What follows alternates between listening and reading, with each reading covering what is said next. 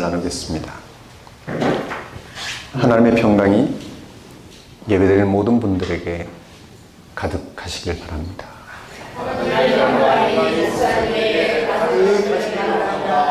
아멘. 서로 돌아보시면서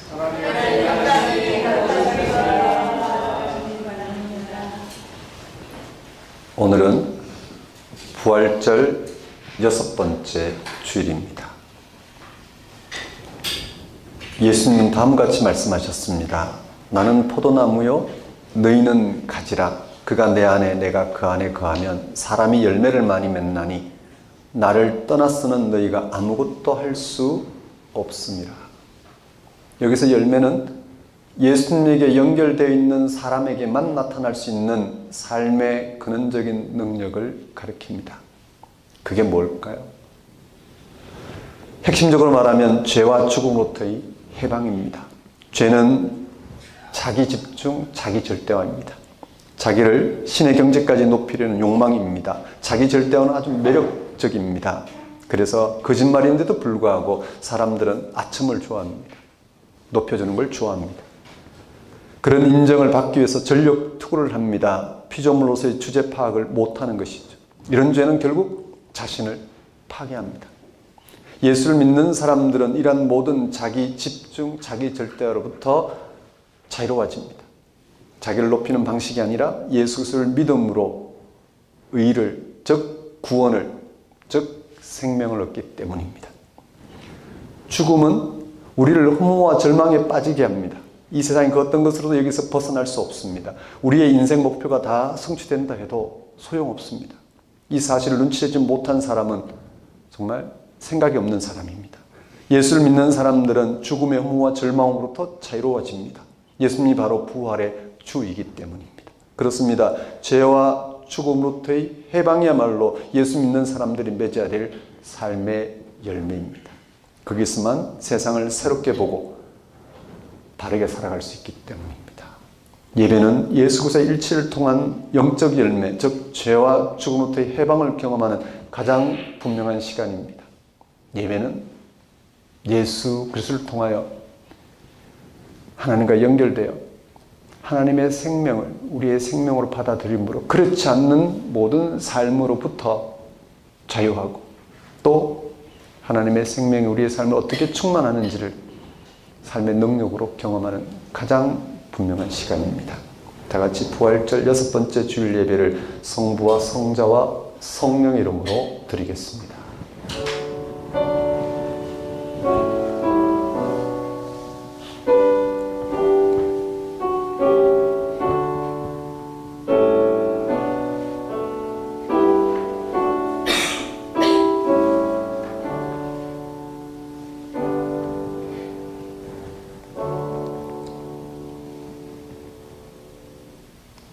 오라 우리가 여호와께 노래하며 우리의 구원의 반석을 향하여 즐거이 외치자.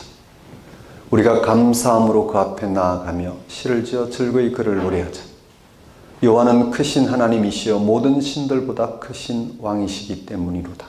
땅의 깊은 곳이 그의 손안에 있으며 산들의 높은 것도 그의 것이로다. 바다도 그의 것이라. 그가 만드셨고 육지도 그의 손이 지으셨도다. 올해가 우리가 굽혀 경배하며 우리를 지으신 여호와 앞에 무릎을 꿇자. 그는 우리의 하나님이시오. 우리는 그가 기르시는 백성이며 그의 손이 돌보시는 양이기 때문이라. 너희가 오늘 그의 음성을 듣거든 너희는 무리와에서와 같이 또 광야의 마사에서 지냈던 날과 같이 너희 마음을 완악하게 하지 말지어다. 그때 너희 조상들이 내가 행한 일을 보고서도 나를 시험하고 조사하였도다. 내가 40년 동안 그 세대로 말미암아 근심하여 이르기를 그들은 마음이 미혹된 백성이라 내 길을 알지 못한다 하였도다. 그러므로 내가 노하여 맹세하기를 그들은 내 안식에 들어오지 못하리라 하였도다.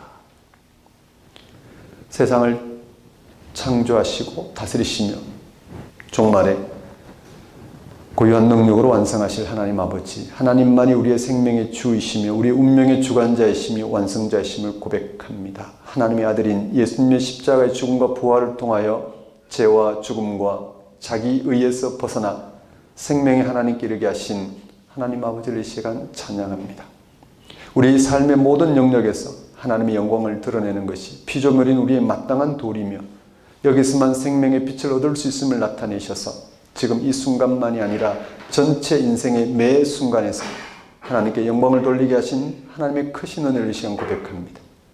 완악한 마음을 제거하여 주시고 참된 믿음을 회복하도록 우리에게 영적인 통찰력과 결단의 용기를 주시고 사람의 염려와 계획에 휩쓸리지 않고 오직 진리의 영인 성령께만 순종하는 우리가 되도록 인도하여 주신 하나님 아버지를 이 시간 경배합니다.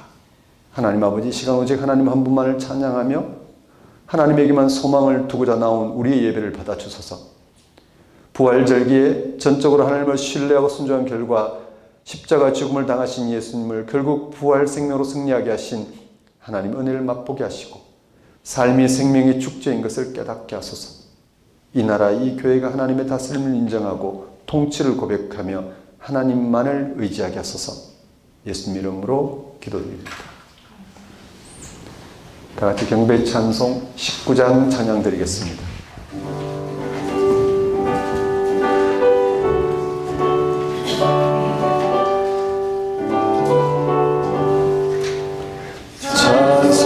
찬송하는 소리서 사랑이 너하노라. 하늘 아버지의 이름 거룩하노라. 세상 사람 찬양하자. 거룩하신 하나님께 할렐루야 할렐루야 할렐루야 아멘. 하나님의 나라 권세 영원토록 있도다. 하나님의 영광 나라 거룩하도다. 하늘 보좌에 계신 주님 세상 주관하시도다. 할렐루야 할렐루야 할렐루야 아멘. 하나님의 크신 섭리 그 뜻대로 되도다. 우리 아버지의 뜻은 거룩하도다. 주여 속히 임하셔서 이쁜 나를 주옵소서. 할렐루야 할렐루야 할렐루야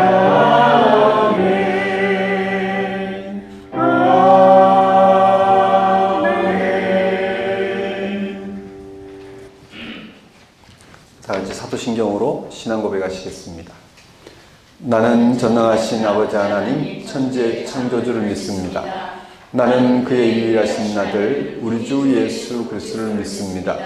그는 성령으로 잉태되어 동정녀 마리아에게서 나시고 본디오 빌라도에게 고난을 받아 십자가에 못 박혀 죽으시고 장사된 지 사흘 만에 죽은 자 가운데서 다시 살아나셨으며 하늘에 오르시어 전능하신 아버지 하나님 우편 앉아 계시다가 거기로부터 살아있는 자와 죽은 자를 심판하러 오십니다. 나는 성령을 믿으며 거룩한 공교회와 성도의 교제와 죄를 용서받는 것과 몸의 부활과 영생을 믿습니다. 아멘. 이 시간은 참회의 시간입니다.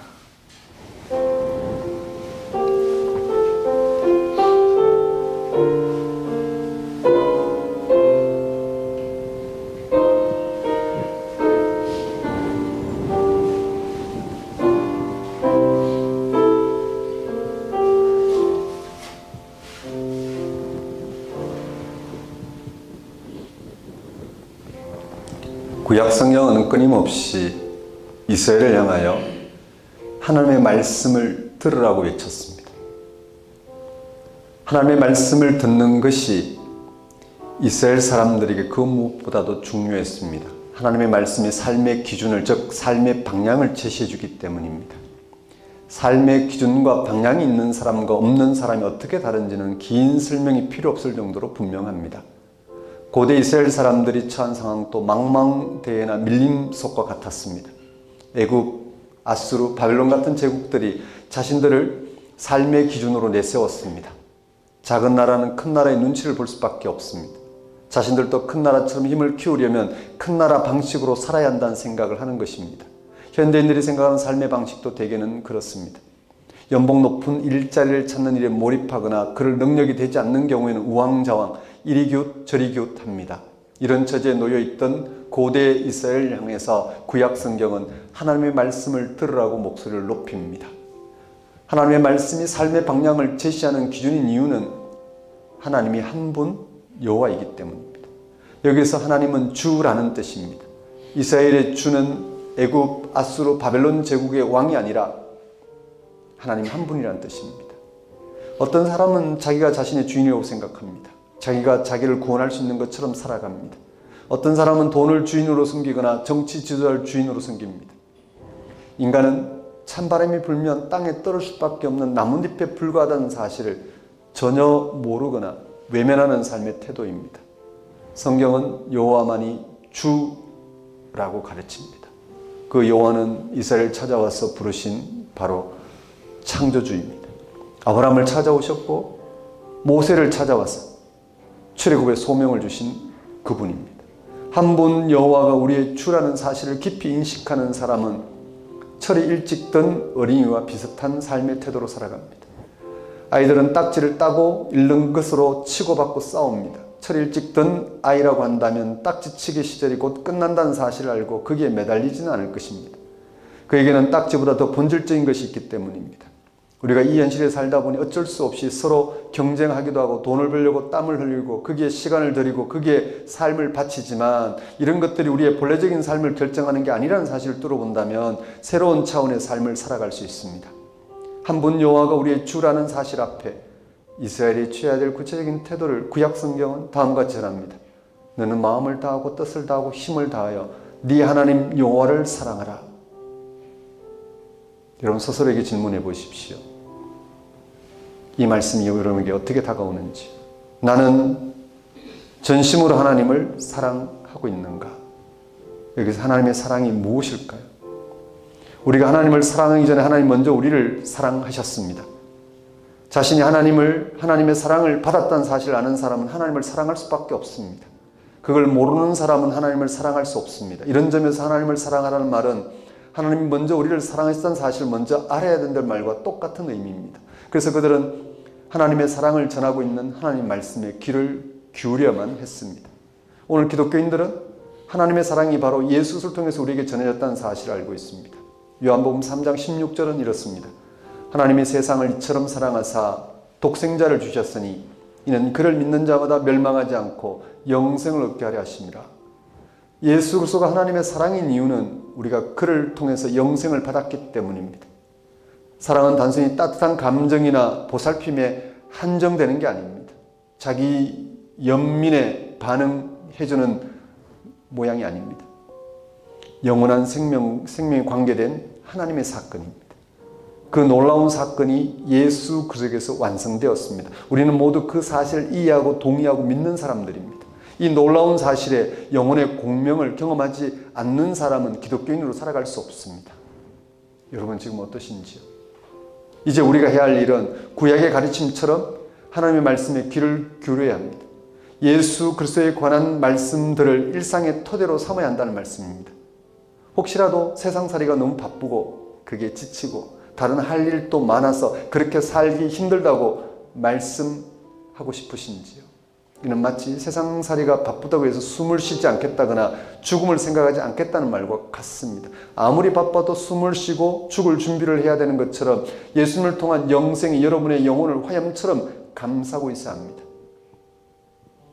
우리의 삶의 절대적이고 최종적인 목표가 그것이기 때문입니다.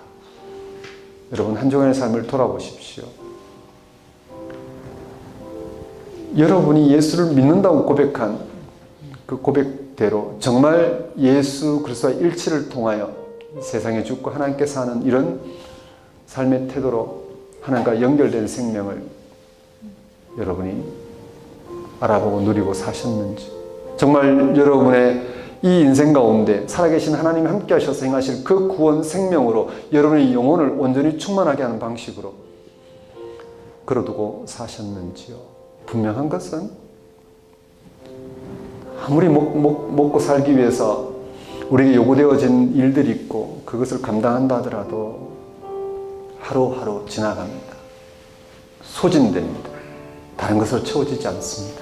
그건 그대로 감당해야 되겠지만, 그러나 그런 인생 가운데 드리워진, 그런 인생 가운데 찾아오신 하나님의 생명을 우리는 붙들어야 합니다. 그 이유가 없습니다. 왜냐하면 우리의 생명이기 때문입니다. 그래서 우리가 하나님의 사랑을 경험해야 됩니다. 그것이 세상을 사랑의 방식으로 대하고 살아갈 것입니다. 그렇게 살아갈 수 있도록 하나님께 회개와 간구를 드리도록 하십시다.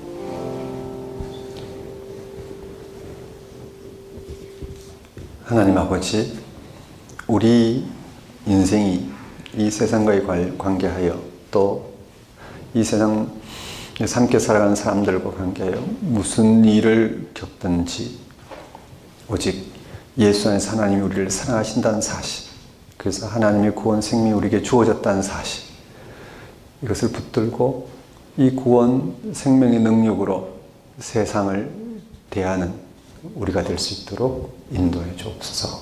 예수님 이름으로 기도드립니다. 다 같이 영광서 5장 찬양 드리겠습니다.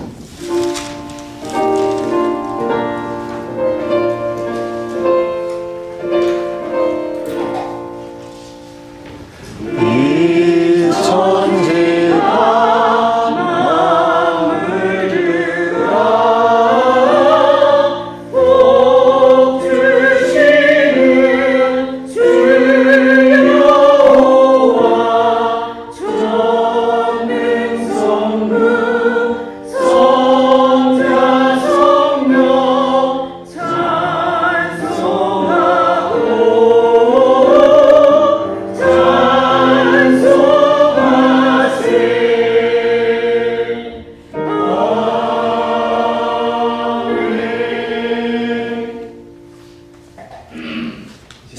시간입니다. 봉헌찬송 68장 찬양 드리면서 준비한 예물 하나님께 봉헌하도록 하겠습니다.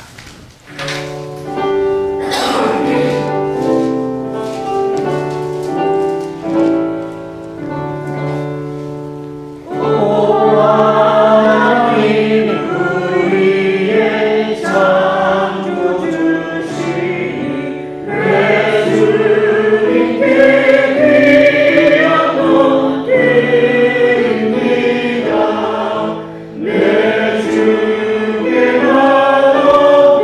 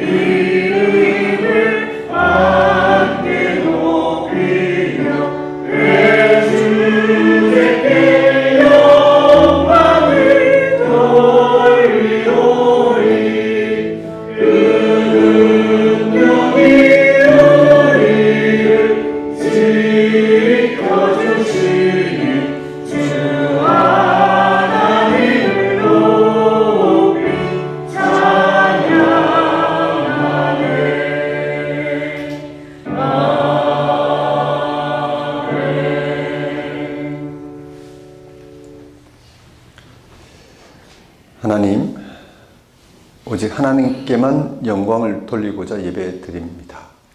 우리 속에 허탄하고 허망한 생각들을 제거하여 주시고 우리의 말과 행동을 온전히 다스려 주소서. 지금만이 아니라 전체 삶의 매 순간마다, 그리고 지금 이 자리에서만이 아니라 삶의 모든 영역에서 하나님과의 관계에 집중해서 살아야 할 우리들입니다. 이것이야말로 피조물이 우리가 마땅히 감당해야 할 책임이며 또한 구원을 약속받은 우리가 누려야 될 권리이기도 합니다.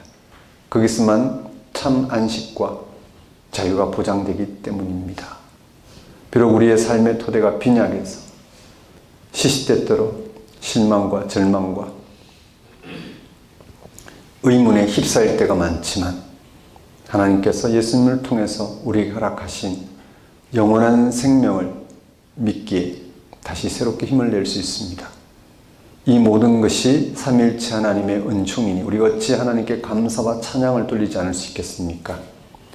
이러한 하나님의 다스림 가운데 살아가게 하신 하나님 은혜를 시간 고백합니다.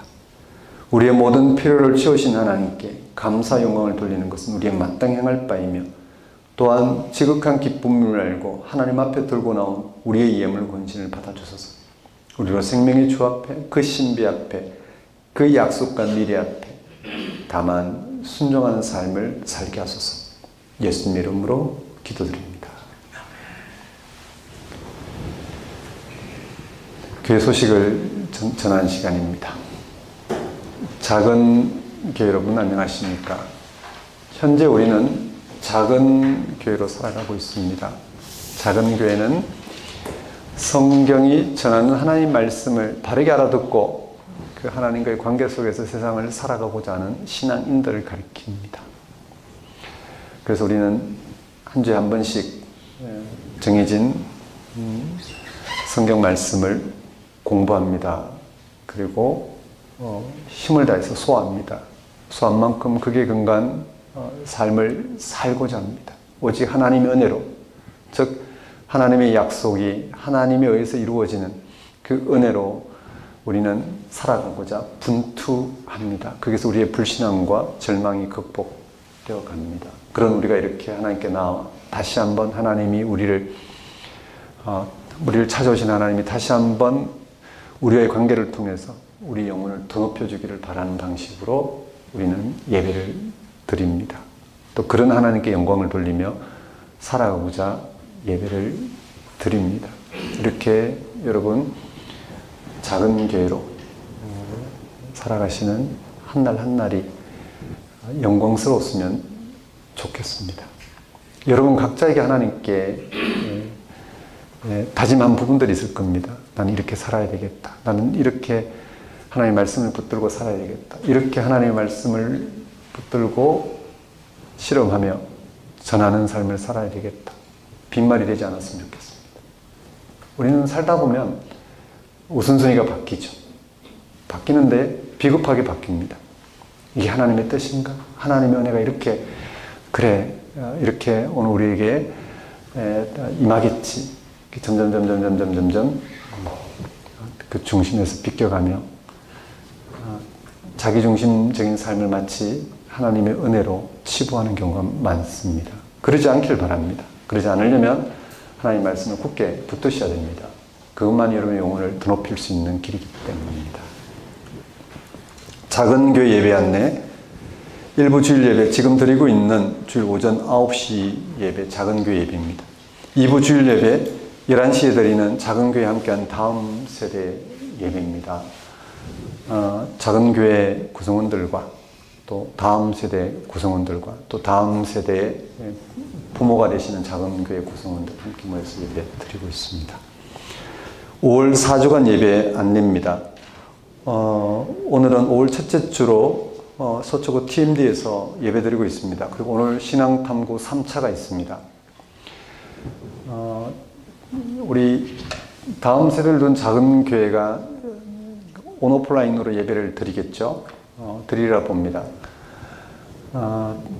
그 가정 예배를 드릴 때 3차, 4차 드리고 5차, 6차가 있습니다. 아니, 5차, 6차가 시작되기 전 그때 그냥 넘어가지 마시고 담당 사역자와 함께 꼭 3차, 4차에서 아이들과 탐구한 내용을 가정에서 그대로 해보십시오. 아이들과 그렇게 해보십시오. 저는 제가 말씀 공부를 하면서 여러분이 소화했는지 아닌지 일일이 확인합니다. 제 출석 부위는 여러분이 피드백한 내용들, 피드백하면서 여러분이 어떤 생각을 가지고 피드백했는지를 다 일일이 메모가 다 되어 있습니다. 왜냐하면 기억은 정확하지 않습니다. 기록을 통해서 확인하고 또 확인하고. 그 이유는 하나입니다. 함께 말씀에 집중해 가도록. 예를 들어서 고추인 권사님이 말씀하신 부분이 이 말씀을 붙들고 이렇게 말씀하셨다. 아니면 이 말씀을 그냥 하시면서 이 말씀, 성경 말씀이 비껴갔다. 이런 부분들을 정확하게 메모합니다. 어른들도 그렇습니다. 아이들도 마찬가지입니다. 부모들이 아이들의 신앙이 어떤지를 하나씩 하나씩 붙들고 실험해야 됩니다. 그럴 시간이 얼마나 있을까요? 곧 지나갑니다. 그리고 담당 사역자도 그렇게 아마 확인해 주시리라 생각합니다. 정말 정확히 가정에서도 우리가 지금 하고 있는 이유가 작은 교회가 위탁해서 다음 세대와 소통하는 이유는 가정에서 부모가 자녀들과 소통할 수 있도록 그렇게 그 형식과 그 내용과 그런 과정을 먼저 겪는 것입니다. 그렇게 아이들이 정말 가정에서도 어디에서도 하나님을 아는 삶을 자기가 확인하고 그렇게 고백하며 살아갈 수 있도록 그 장을 마련해 주시면 좋겠습니다. 아이들이 학교 가서 그런 이야기 할 수 있을까요? 잘 못할 겁니다. 다른 친구들과 그런 이야기 할 수 있을까? 잘 못할 겁니다. 교회 안에서 작은 교회와 가정에서 부모가 작은 교회가 된 부모가 아이들과 소통하면서 또 함께 작은 교회 사역자들과 함께 아이들이 어떻게 이 복음을 제대로 받아들였는지를 인식하고 경험하면서 나누면서 그렇게 이루어지리라 생각합니다. 각자가 정말 그렇다고 생각하는 부분들을 붙들고 파고들고 그렇게 그 영혼을 좀 돌볼 수 있는 방식으로 실제 이루어졌으면 좋겠다 싶습니다. 5월 19일 셋째 주는 가평군 가평읍 산유리에서 우리가 작은 교회 예배를 드립니다. 가평 산속 전원마을에 있는 작은 교회입니다. 예배 시간은 1시간을 주겠습니다. 오전 10시에 오시는 분들도 있고 해서 온라인으로 들으시는 분들은 10시에 10시에 맞춰주시면 좋겠습니다. 그렇게 한번 실험적으로 한번 해보겠습니다. 그리고 오늘 작은 교회 함께하는 다음 세대 신앙 탐구가 3차 과정이 있습니다. 하나님 전능하신 분에 대한 주제로 이루어집니다. 4월 재정 보고 하겠습니다. 우리 재정을 아직 임시로 우리 재정을 담당해 주고 있는 그 작은 교회 성도님이 우리 김소영 자매입니다. 생명나무 교회 사역자로 많이들 아시는데 사역자는 맞습니다. 근데 평신도로서 그냥 여러분과 함께 먼저 앞서 헌신하고 있는 평신도 섬김입니다. 4월 재정보고입니다. 11조 360만 원, 감사헌금 약 130만 원, 외부헌금 130만 원 포함해서 총 490여만 원입니다. 지출은 교회 운영, 목회 강의실, 온라인 강의, 그 상의비는 빠져야 됩니다. 해서 한 250여만 원이고 사역비 목회자 3인, 저 윤원태 목사, 또 박종진 목사, 문현진 목사, 그 다음에 중국의 왕 선교사님 해서 40만 원씩 160만 원 지출되고 있습니다. 그래서 총 400여만 원입니다. 잔액은 80여만 원입니다. 기도하겠습니다. 하나님 아버지, 오직 복음에 집중함으로 그 온전한 복음에 붙들리고자 헌신한 작은 교회 구성원들을 주님 돌아봐 주셔서 살아가는 모든 삶의 그 형편 가운데 하나님이 함께 하심을 알아보고 겪고 있는 이런저런 어려움을 넉넉히 극복할 뿐만 아니라 주어진 그런 평안을 마음껏 누리며 살아갈 수 있도록 역사해 주옵소서. 예수님 이름으로 기도드립니다. 오늘 우리에게 주신 하나님 말씀 보겠습니다.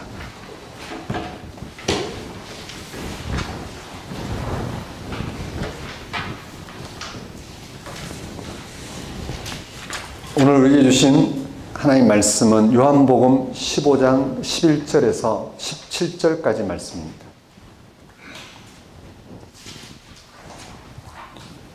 요한복음 15장 11절에서 17절까지 말씀 제가 받들어 봉독하겠습니다. 내가 이것을 너희에게 이름은 내 기쁨이 너희 안에 있어 너희 기쁨을 충만하게 하려 함이라.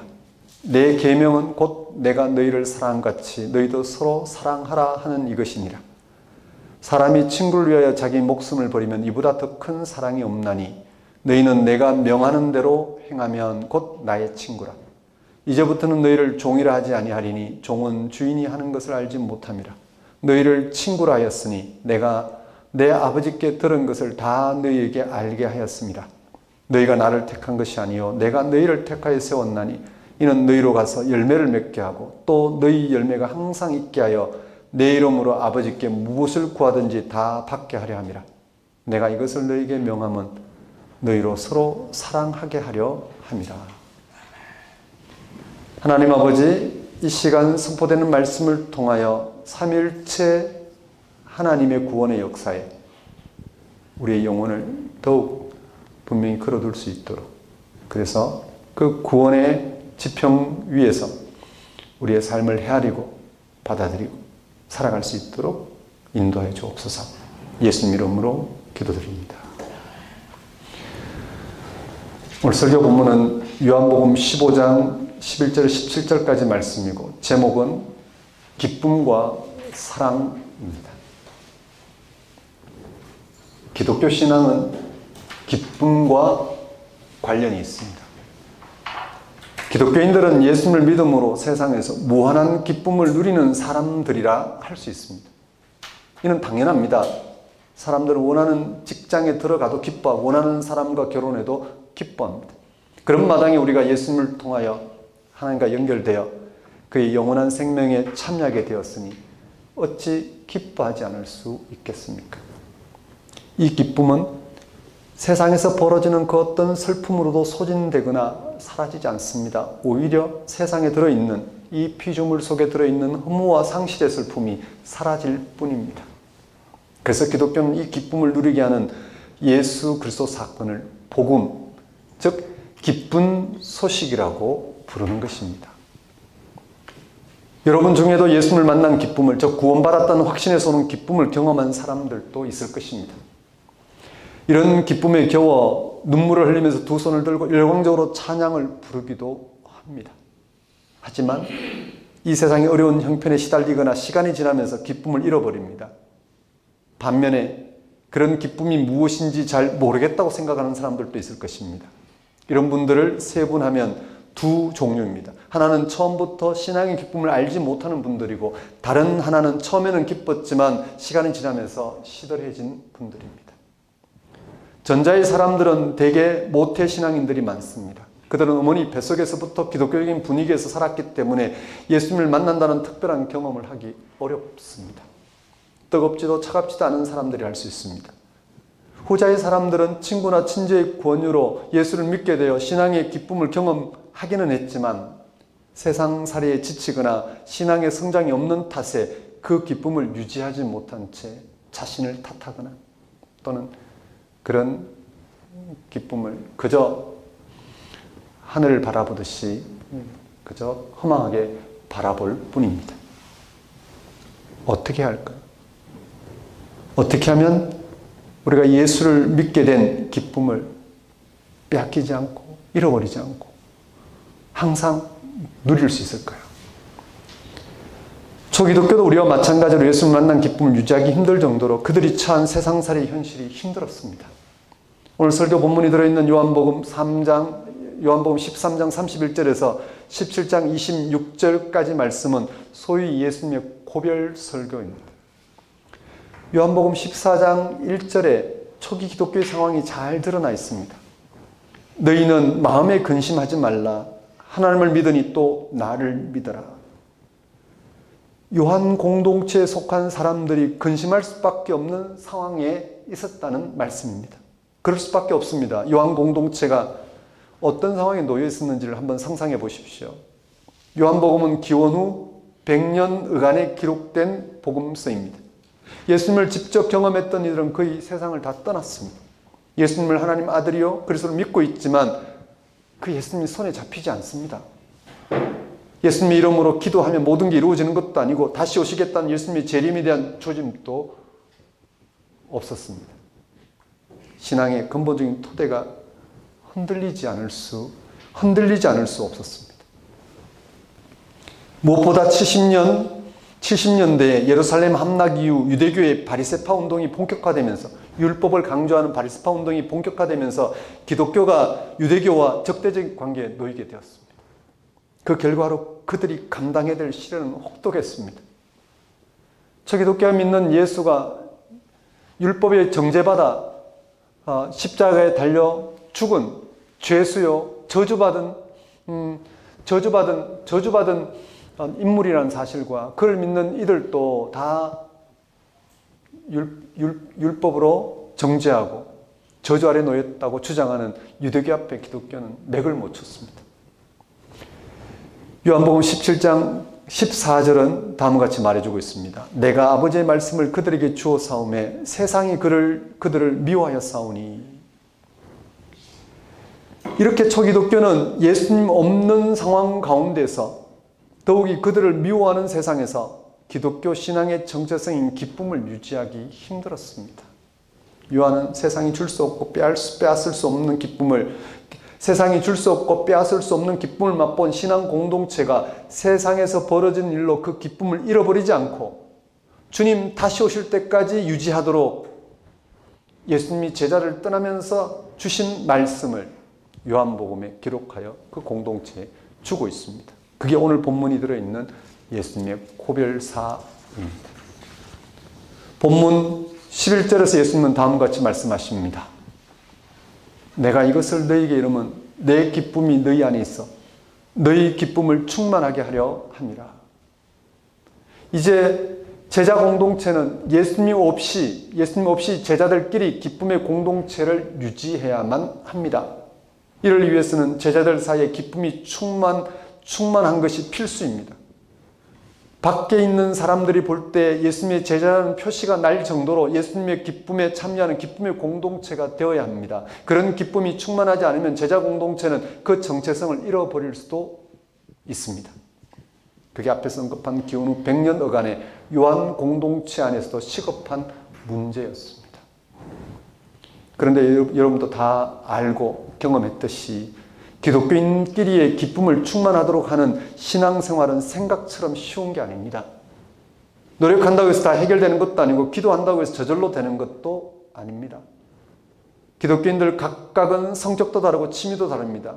성질이 급한 사람도 있고 느긋한 사람도 있습니다. 정치적 성향도 다르고 세계관도 다릅니다. 기독교인 사이에 어떤 문제가 벌어질 때 그걸 처리하는 방식도 서로 다릅니다. 기독교인이 서로 나뉘어서 싸우는 모습을 우리는 흔히 많이 목격합니다. 기대가 크면 실망도 큽니다. 현실이 그렇습니다. 기쁨의 공동체를 실제로 구현해보려는 노력이 지난 기독교 2000년 역사를 통해 반복해서 시도되었습니다. 그 중에 하나가 기독교인들이 아예 한 곳에 모여 의식주 문제를 해결하면서 공동생활을 하는 겁니다. 보통 공동체라고 하죠. 수도원은 출가 수도자들이 모인다면 일반 공동체는 일반 신자들이 모입니다. 우리나라에서도 이런 유의 공동체 운동이 수도 없이 시도되었는데 대부분 실패했습니다. 복음 그 자체를 유지하기도 힘들고 그 복음에 근거한 기쁨을 유지하기도 힘들었습니다. 기독교인들도 실제로 기쁨을 충만하기가 어렵다는 증거입니다. 그냥은 이루어지지 않습니다. 예수님이 다시 오실 종말까지, 즉 하나님 나라가 완전히 성취된 순간까지 이런 공동체의 운동의 시도와 실패는 반복될 것입니다. 반복될 것입니다. 본문에서 예수님은 내 기쁨이 너희 안에 있다고 말씀하십니다. 기쁨은 우리가 만들어낼 수 있는 어떤 삶의 조건이나 상태이기보다는 예수님에 의해서 주어지는 것이라는 말씀입니다. 본문의 바로 앞인 요한복음 15장 1절에서 8절에, 본문 바로 앞단락 15장 1절에서 8절에 포도나무 비유에 잘 그려져 있습니다. 5절 말씀이 이렇습니다. 나는 포도나무요 너희는 가지라.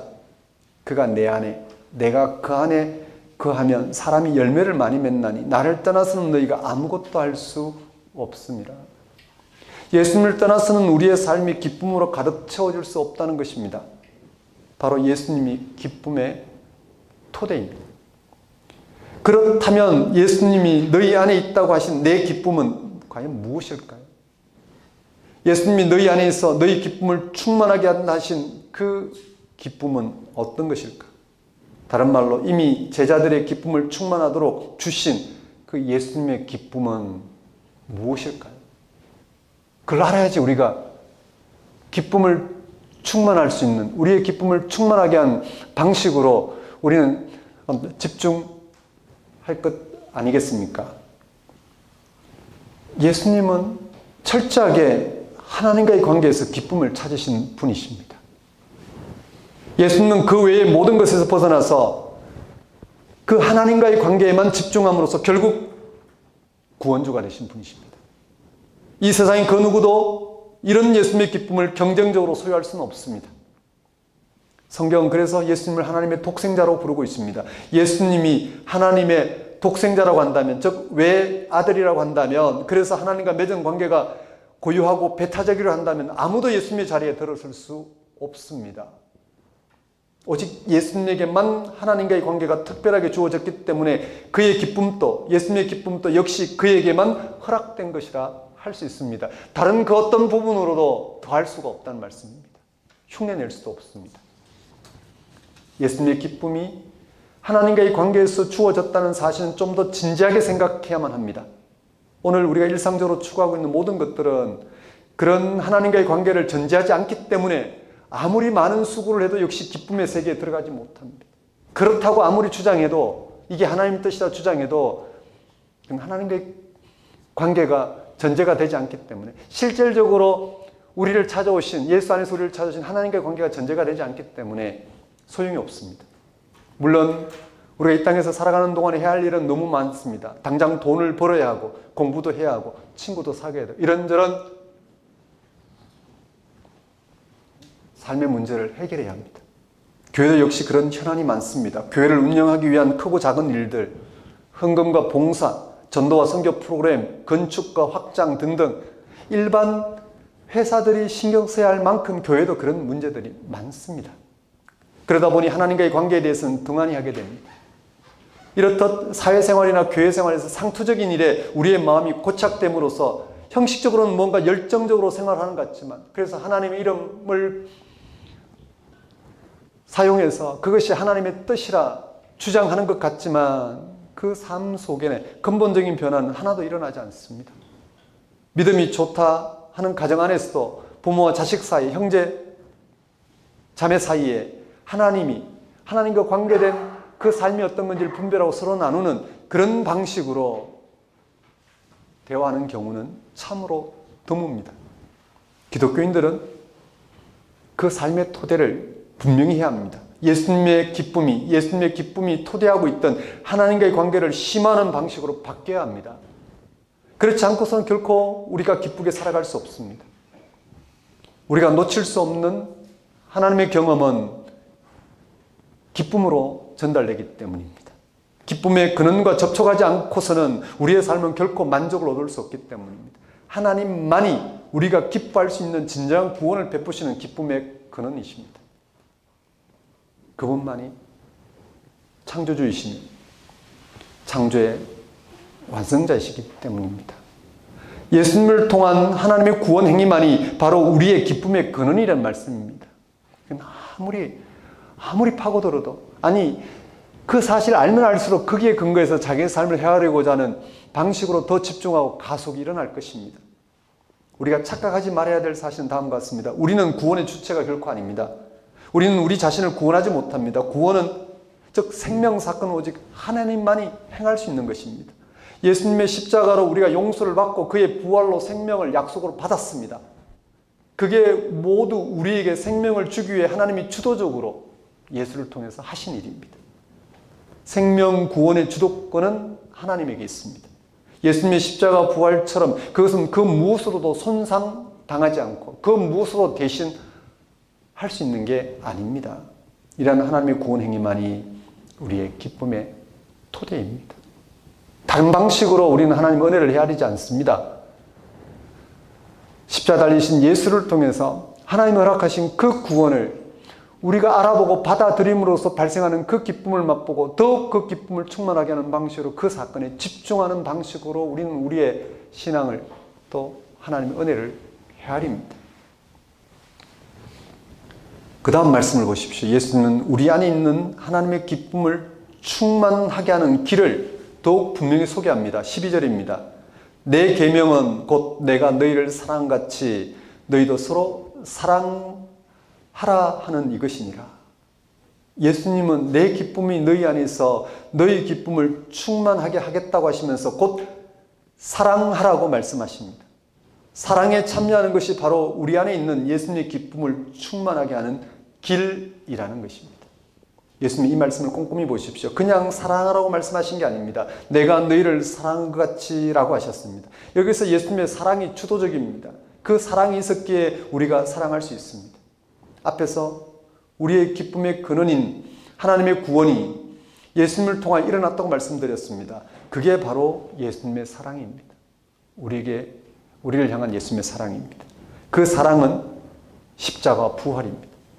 예수님이 우리에게 먹을 걸 많이 주었다거나 사회적 지위에 오르게 하였다거나 마음에 드는 배우자를 만나게 했다거나 아니면 먹고 사는 문제에 관련해서 우리가 바라는 방식으로 그렇게 채워주신다는 것이 아니라 당신의 십자가 부활을 통해서 우리를 죄와 죽음으로부터 자유롭게 하신 것입니다. 이것보다 더 큰 사랑이 어디 있겠습니까? 이것 말고 우리를 구원할 능력이 이 세상에 어디 있겠습니까? 예수님을 통해 생명을 얻는 것보다 더 큰 사랑이 어디 있겠습니까? 이렇게도 분명히 우리를 향한 예수님의 사랑이 구체적으로 나타났습니다. 그 구체적으로 나타난 예수님의 사랑 안에서 우리는 우리의 기쁨이 무엇인지를 확인하고 그 기쁨을 맛보고 있습니다. 그런데 우리는 거기에 집중하려고 하지 않습니다. 자꾸 다른 방식으로 그 기쁨을 헤아리려고 하거나 다른 방식으로 그 기쁨을 쫓으려고 합니다. 하나님의 은혜를 다른 방식으로 헤아립니다.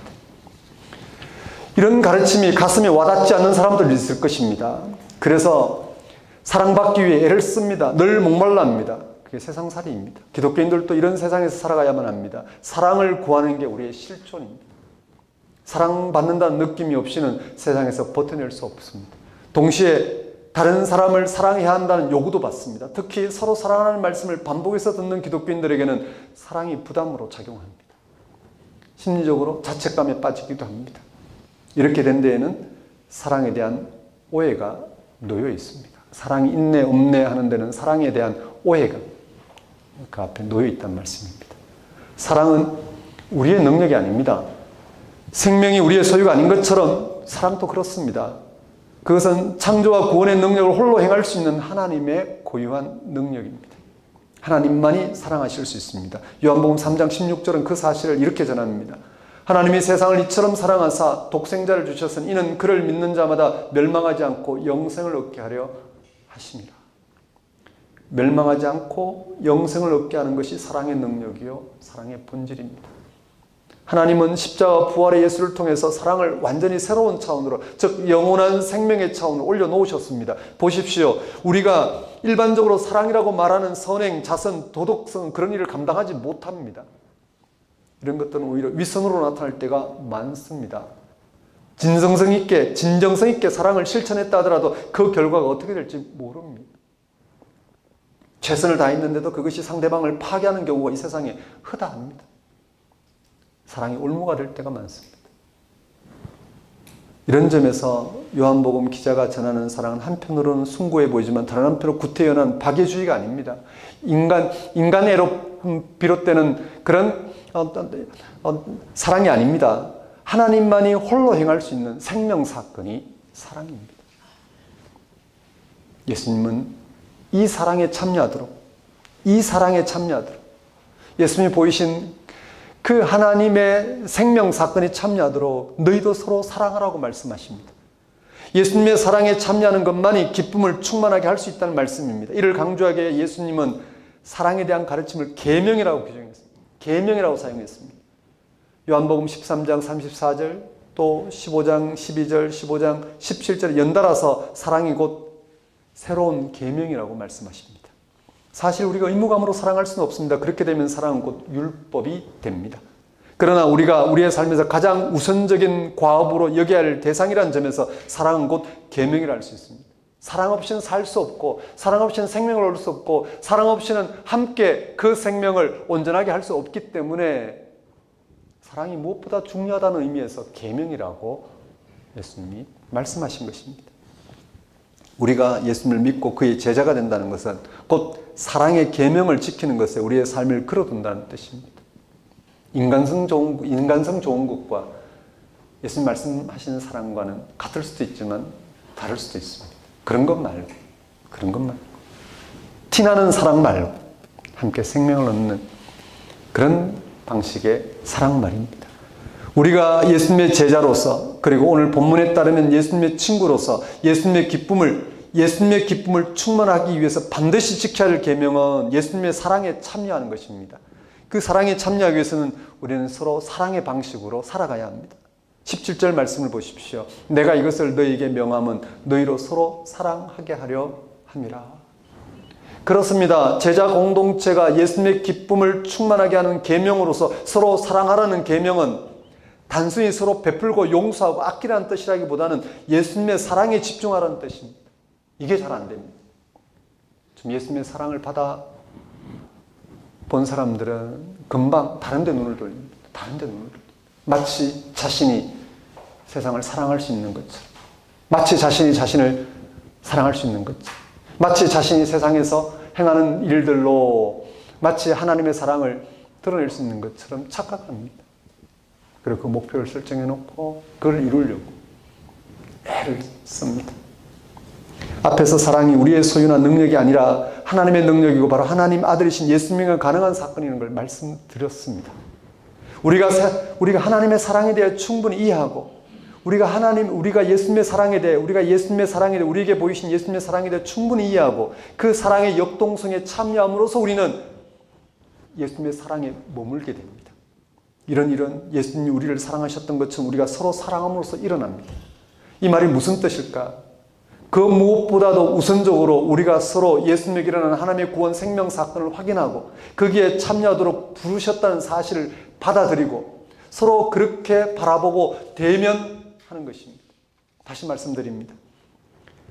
그 무엇보다 우선적으로 우리가 서로 예수님에게 일어나는 하나님의 구원 생명 사건을 확인하고 그게 뭔지, 어떻게 그걸 알아보고 참여할 수 있는지, 참여했을 때 그렇지 않은 삶과 어떻게 다른지 그 하나님의 구원과 생명을 확인하고 거기에 참여하도록 부르셨다는 사실을 받아들이고 서로 그렇게 바라보고 대하는 데에서 우리는 예수님의 사랑에 더욱 깊이 참여할 뿐만 아니라 예수님이 맛본 하나님과의 그 기쁨을 우리도 맛보게 된다는 말씀입니다. 그런 과정에서 우리는 하나님의 구원 생명에 참여함으로 영원한 생명을 얻습니다. 우리가 이렇게 서로 사랑함으로써 예수님의 사랑은 우리에게 현재합니다. 예수님이 우리에게 주신 그의 죽으심을 통해서 우리에게 보여주신 하나님의 생명을, 구원을 알아보고 그걸 받아들이고자 함께 그걸 나누고 거기에서 서로를 대하는 이런 삶의 방식에서 우리를 향한 예수님의 사랑은 현재하십니다. 저 하나님의 구원이, 생명이 우리 가운데 살아 역사하신다는 말씀입니다. 거기서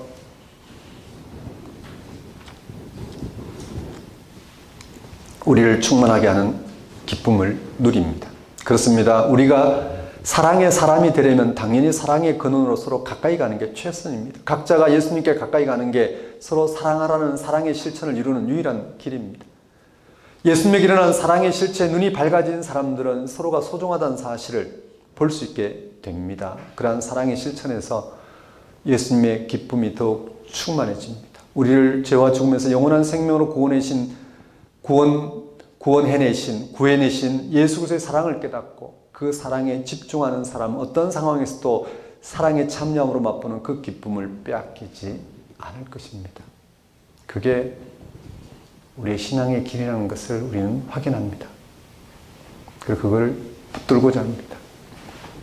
거기서 하나님이 예수 안에서 우리에게 그 길을 더욱 선명하게 비춰주시고 가게 하실 것을 우리는 신뢰하면서 그렇게 우리는 말씀을 듣고 예배에 참여합니다. 사랑하는 성도 여러분, 하나님을 본 분은 독생자이신 예수님밖에 없기 때문에 사랑의 본질을 아는 분도 역시 예수님밖에 없습니다. 그렇다면 우리는 다른 데 눈을 돌려서는 곤란합니다. 다른 방식으로 하나님 나와 함께 하신다고 주장하며 그렇게 우리의 시선을 돌리는 곤란합니다. 우리가 포도나무인 예수님에게 잘 붙어 있으면 썩지 않을 열매를 맺게 될 것입니다. 사랑의 열매 말입니다. 도무지 이해할 수 없지만, 도무지 용납이 안 되지만 그래도 사랑할 수 있습니다. 하나님이 그 영혼을 향해서 베푸신 그 구원이 나에게도 베풀어져 내가 먼저 그걸 알아보고 그렇게 대할 수 있고 그도 그 안에 있다는 사실을 받아들임으로써 도저히 이해가 안 되지만 그래도 받아들일 수 있습니다. 그래서 사랑할 수 있습니다. 왜냐하면 그 사랑은 우리의 사랑이 아니라 예수의 죽으심을 통해서 보이신 하나님의 참된 사랑이기 때문입니다. 하나님의 영원한 생명에 참여하게 하신 예수님의 사랑을 알고 거기에 일치하여 서로 사랑하며 살아갈 때 우리의 삶은 기쁨으로 샘솟을 것입니다.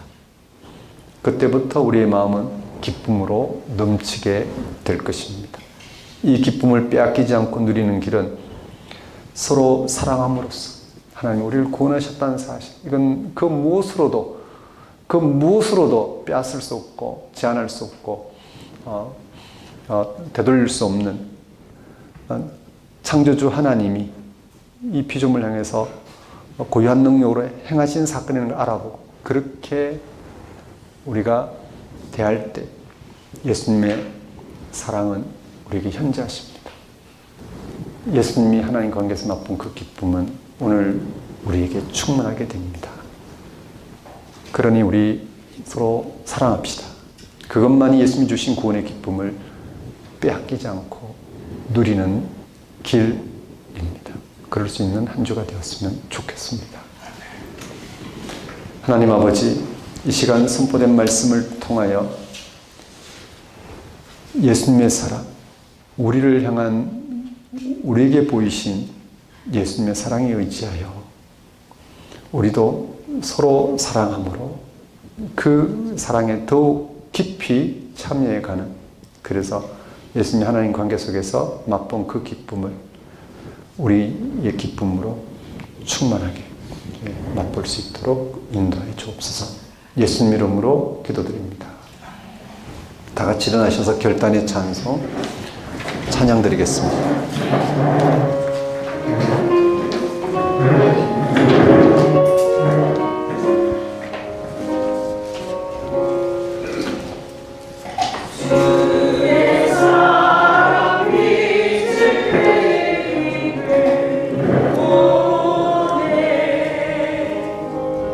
근심 걱정 물러가고 기쁨 오네 기도하게 하시며 희미한 것 물리쳐 주의 사랑 빛을 내 기쁨 오네 그 사랑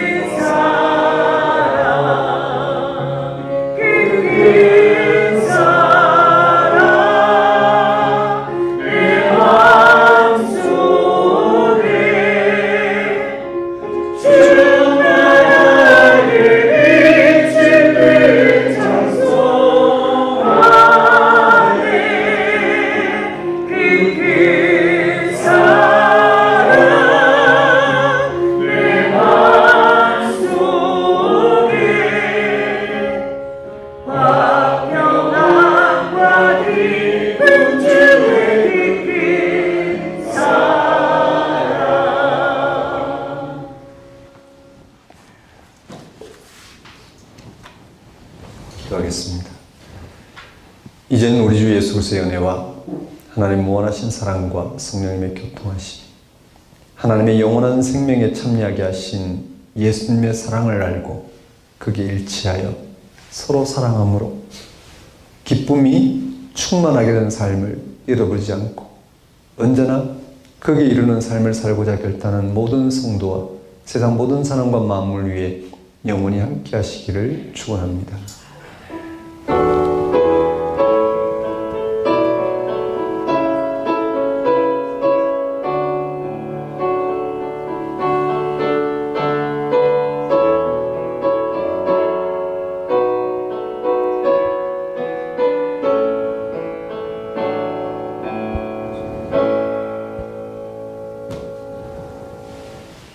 예배를 마치겠습니다.